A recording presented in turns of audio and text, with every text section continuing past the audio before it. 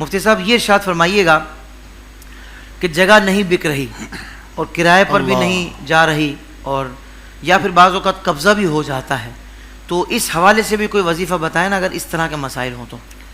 بسم اللہ الرحمن الرحیم، اہدنا الصراط المستقیم، صدق اللہ العظیم۔ دیکھیں حضرت، سب سے پہلے جو آپ نے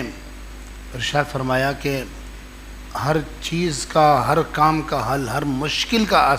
آسانی قرآن پاک میں موجود ہے۔ قرآن ارشاد فرماتا ہے وَلَا رَطْبٍ وَلَا يَابِسٍ إِلَّا فِي كِتَابٍ مُبِينٍ، کہ ہر خشک و تر چیز کا ذکر قرآن میں موجود ہے۔ واہ واہ واہ، حتیٰ کہ حضرت ابن عباس رضی اللہ تعالی عنہما ارشاد فرماتے ہیں کہ اللہ نے آپ کو وہ قرآن کا علم عطا فرمایا تھا، کیا فرماتے ہیں کہ اگر میرے اونٹ کی رسی بھی گم ہو جائے نا تو میں قرآن کے ذریعے تلاش کر لوں گا۔ اللہ نے وہ اس میں راز اور وہ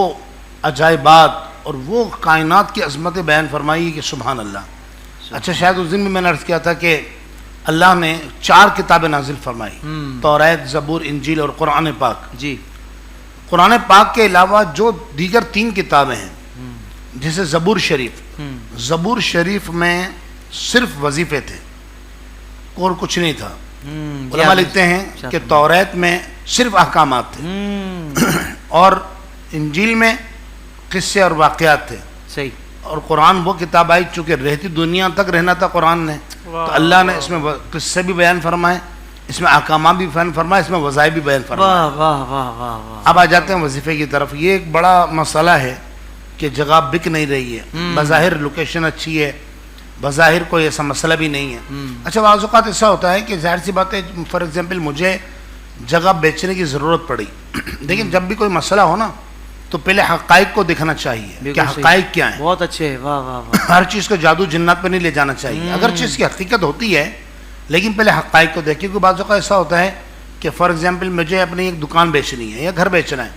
تو میں اس بروکر کے بھی بولوں گا، اس بروکر کے بھی بولوں گا، اور یہ جو بروکر حضرات ہوتے ہیں 5 انگلیاں برابر نہیں ہیں، لیکن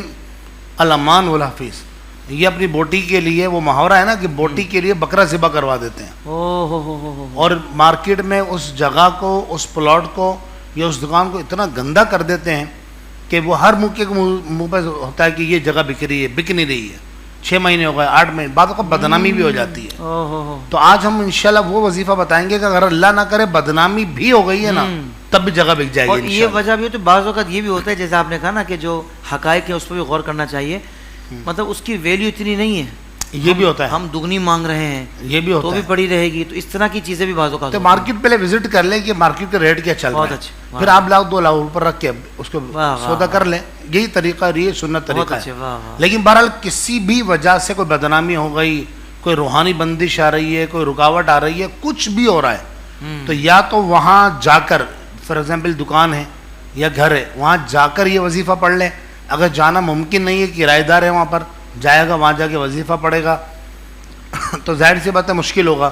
تو اس کا طریقہ یہ کہ پھر تصور کر کے اس جگہ کا جو بھی پلاٹ، جو دکان، جو مکان جو بھی ہے، اللہ کا ایک نام ہے قدیر، یا قدیرو، اے قدرت والے، یہ 1000 مرتبہ پڑھنا ہے۔ زبردست، اللہ نے چاہا انشاءاللہ حضرت 40 دن نہیں گزریں گے، انشاءاللہ سودا ہو جائے گا جگہ کا۔